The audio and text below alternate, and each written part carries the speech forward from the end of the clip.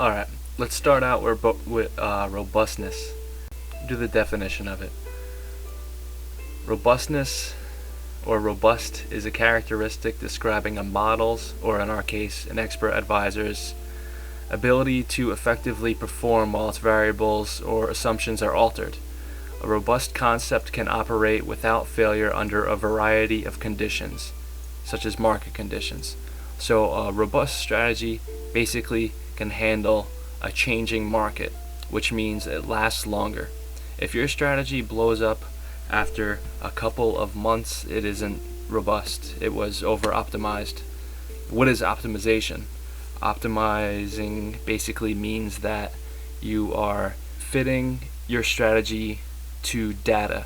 You're tinkering with, let's say, moving averages, changing it from 21 to 22 or 21.5. Both of those I'll consider an over-optimization. If your strategy works with a 21 moving average, but it doesn't work with a 22 moving average, it's not robust. A robust strategy, moving average strategy, should work with a 21 moving average, a 20 moving average, and a 22 moving average without much of a difference. If it has a big difference between those three numbers, it's not very robust and it shouldn't be used. And in a sense, actually, optimization is kind of a contradiction of robustness, because robustness is saying that it can operate with a variety of parameters, and what we're doing with optimization is we're removing a variety of parameters and we're finding the best one to work in our data. And if we use too little data, it's definitely going to become over-optimized. And if we adjust the parameters too much, like going from a 20 moving average to a 21, that is also going to cause a lack of robustness and over-optimization. So I'm actually going to show you how to stay away from all of that and make sure your strategies don't blow up on you too quickly. Eventually you'll always need optimization, new optimization, but we can avoid it for as long as possible. And I'll also show you how to know when without using walk-forward matrix. So let's say we do have a strategy already picked out and we retested it, blah blah blah blah. We want to optimize it. So we're going to do a simple optimization. Let's say, for example, I already got a strategy pulled up. It's already been optimized and it's already been running live for over a year, but just for example's sake, I'll show you how I did it all and we'll go through it right now. So we're going to do a simple optimization. I'm not actually going to run it, but I'll show you how to set up all the parameters and not over optimize it. So the first thing you need to do is know your strategy. You got to go into source code. You got to go to pseudocode. You got to actually look at it and find what the hell it's doing. You want to know it's long. My strategies are always symmetric, so I only got to look at long. The short is exactly the same. So I'll look at this and I'll figure out what its parameters are. So we got the stop loss, we got a break-even rule, and we got a profit trailing rule. That's mainly my focus for right now for optimizing. You can see everything is an interval of 5 or 10 right now. This is interval of 10, I believe, and so that's 5, 15, 4.5, 25. I'll tell you why in a second. I hinted at it a little bit earlier with the moving averages, and this is where it comes into play more. So I want to optimize my stop loss, let's say. So it's going to be a factor of 4.5 as my multiple times an ATR 25. So we'll go into settings. This doesn't matter right now, none of that is set up, ignore that. So we got to find, there's our stop loss ATR and there's our coefficient, our multiple. None of this is set up right now. We're going to set it up right now. The original is 25. Let's say the original was whatever, blah blah blah. Let's say it was like 13. To avoid over-optimization, you don't do it in steps of 1. Let's say we wanted to do 1 to 50. We wouldn't test a 1 ATR, a 2 ATR, a 3 ATR, 4, 5, 6, 7, all the way to 50. That is over-optimizing right there. We want to test larger parameters. Say we'll keep the 50 right there, 10 to 50, and we'll do it at a factor of, let's say, 5 or even 10. 10 would be a robust one, or 5 is still robust. You could even do it by 4 or 3, but if you're doing a step of 1, you're over optimizing. You're looking for such an exact parameter that if the market adjusts slightly, your strategy will stop to be profitable. It'll stop being profitable. So what we try to do is keep the steps large enough so that we're not going for the most precise number. We're not trying to be precise. I know it's counterintuitive of optimization. That you want your optimization to be perfect, but at the same time you don't want it to be too perfect. So with stop loss coefficient, I did the exact same thing. I don't know what the original stop loss coefficient was. It might have been like a 3.2, I think. But for this, this is a much smaller number than what the original was for the stop loss ATR. Coefficients are usually small, and they break them down to the 10th of a digit. So instead of 5 for this, I did a 0.5, and I think the max that I set it up for the stop, where it would stop optimizing it, was like probably a 10, and I probably did like a 2 to a 10, and it tested 0.5. So it did 2, 2.5, 3, 3.5, all the way to 10. And that is basically, in a nutshell, how I stop over optimization. I don't do 0.1 and test 2, 2.1, 2.2, 2.3. That's over optimizing. And the same thing with the stop loss ATR. I don't go by 1. I don't test 10, 11, 12, 13, 14, 15. That's ridiculous. That strategy will blow up tomorrow, next week, next month. It's over optimized. The slightest adjustment in the market and it'll change. Let's say you're trading the Euro USD, you tested it for 2 years, which is horrible. You got to test more than that. Let's say you tested it for 2013 and 2014. This year, the Greek crisis comes into play, and suddenly the Euro USD starts to change a little bit. It starts to range a lot more. That will kill your strategy if it's too over optimized. What you want to do is go for robustness, and that's the name of the game in this video. And even little things actually matter too. And this isn't part of optimization, it's part of generation. And every little part does matter. You want to use as much data as possible, even if you're on a small time frame.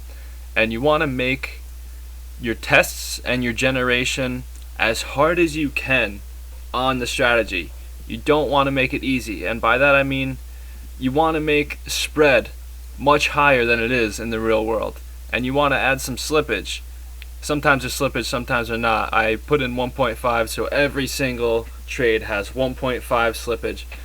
So basically what this does is the brokers that I use for Euro USD usually have like a 0.6 pip spread. So a 2.5 on a strategy really makes it hard. So if a strategy is profitable with a 2.5 pip spread, then I know it's going to be even more profitable when I put it in live trading on my much smaller spread broker. That'll help a lot, actually. Small pips on every single trade over a long time add up to profits or to losses. It depends. Spread widening happens, massive slippage happens during, let's say, FOMC rate changes. You could see spreads during a rate change sometimes up to like a 20 pip spread, a 25 pip spread, and like a 50 pip, a 75 pip gap sometimes. So what you want to do is make your tests, your spreads, your robustness tests, whatever, slippage, higher than you would even expect in the real world. Because if it passes it now, it'll have an even better chance of surviving in the real world.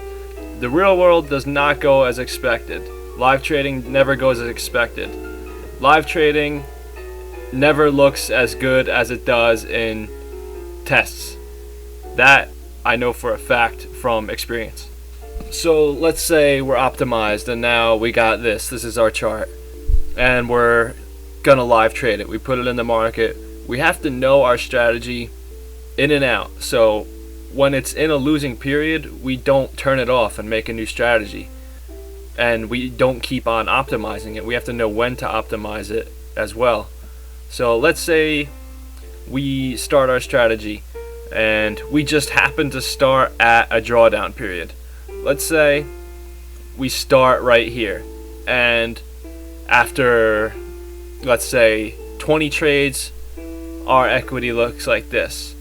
This is not a big drawdown right there. Let's see. This wasn't even, this is glitched right here. Let's see. Yeah, it's not going to work. So this was probably, I think, my max drawdown was 12.15%. This might have been it right here.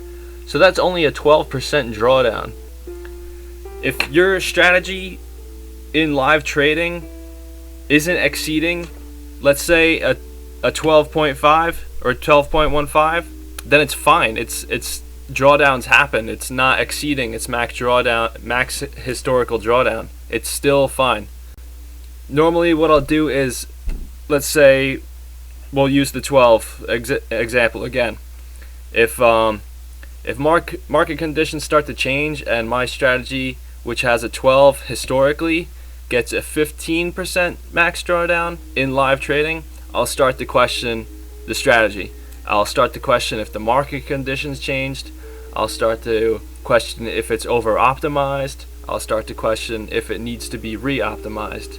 If there's nothing that actually hints that the market conditions changed, it could be that I over optimized. Maybe in my testing I didn't use wide enough spreads, I didn't use enough slippage in my tests. There could be a number of things. So those you always want to have: wider slippage than normal and wider spreads than normal. You want to make your tests hard, like I said before.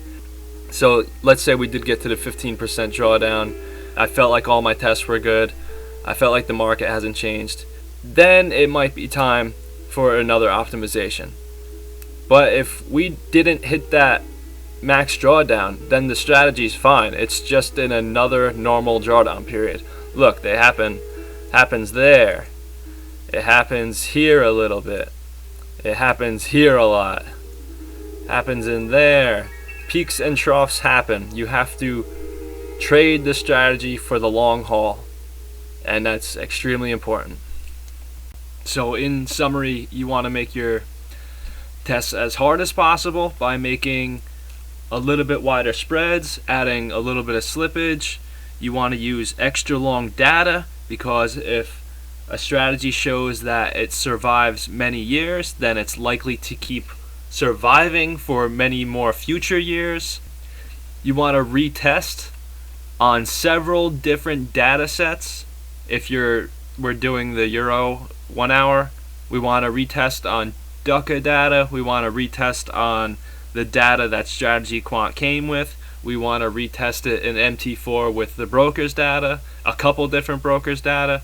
And after that, if we keep getting like the same good results that it's been showing because we chose a good strategy, then we can gain enough confidence to put it into live production. And after that, if all the results were good and pretty similar, they're not all going to be exact, but they should be pretty similar, then it's ready for live production, and we should have a robust strategy that should last a long time. Depends on how much data you used. If you built a strategy on 3 years, expect it to last 1.5 years. If you built it on 5 years, expect it to last a couple years, like 2.5 years. If you built it on only 1 year, expect it to last only 6 months if you're lucky. Or it could be less. It could be 2 or 3 months. But hey, it's your money, your call. So that about wraps it up. It was another half-assed video that I don't really think I outlined anything. I just rambled from idea to idea. I think I covered optimization. I think I got some data in there. How long? Make sure you got long enough. Don't use too little. how long you could expect your strategy to last, when to know to re-optimize when it exceeds your historical max drawdown, what is robustness, what is over-optimizing, making sure to use big enough spreads, making sure to add in slippage, and that about wraps it up. That strategy, that example strategy that I used the whole time, it's been running since the beginning of 2014, and it's returned about 35% since the beginning of 2014 till now, and that's just one of my EAs running. I did a simple retest on it right here with an initial deposit of $1,500 since the beginning of 2014 till now. It returned $561 on an initial deposit of $1,500. It's only risking 1.5% per trade, and its maximum drawdown was only 10%. So if I actually made it risk 3% per trade, that would have been a 20% drawdown. That would be double. It would have returned double. It would have returned $1,120, which almost would have been a 100% return in little over a year on one strategy. That's a robust strategy, and that's a solid strategy, and you can see how good its equity curve continues to work. This is now its 16th year if you add in all the historical tests, because it was tested since 2000. So that's some good shit right there. Good luck. I hope you learned some stuff. Happy trading.